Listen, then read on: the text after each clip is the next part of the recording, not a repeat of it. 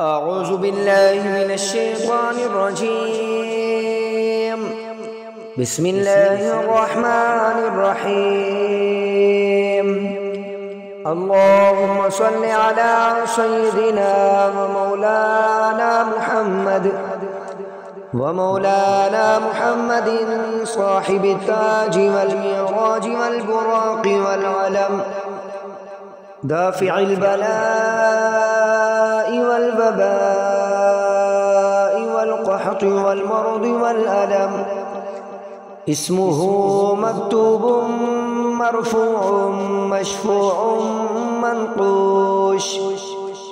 مشفوع منقوش في اللوح والقلم، سيد العرب والعجم، جسمه مقدس معطر مطهر منور في البيت والحرم، شمس الضحى بدر الدجى صدر الهدى نور الهدى كافي الورى مصباح الظلم، جميل الشيم شفيع الأمم، صاحب الجود والكرم، والله عاصمه وجبريل خادمه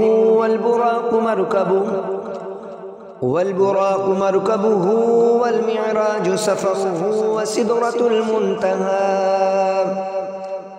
وسدرة المنتهى مقامه، وقاب قوسين مطلوبه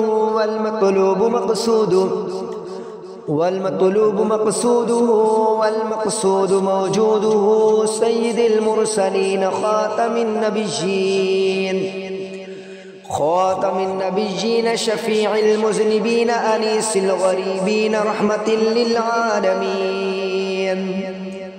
رحمة للعالمين راحة العاشقين مراد المشتاقين، شمس العارفين سراج السالكين مصباح المقربين محب الفقراء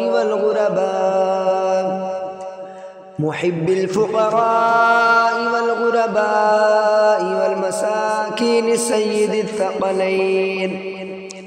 سيد الثقلين نبي الحرمين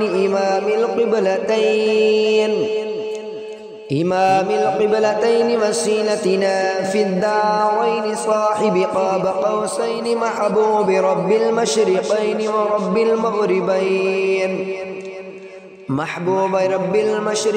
ورب المغربين، جد الحسن والحسين، مولانا ومولى الثقلين أبي القاسم محمد بن عبد الله، نور من نور الله. يا أيها المشتاقون بنور جماله بلغ العلا بكماله، كشف الدجى بجماله حسنت جميع خصاله، صلوا عليه وآله وأصحابه وسلموا تسليما. آمنت بالله صدق الله العظيم.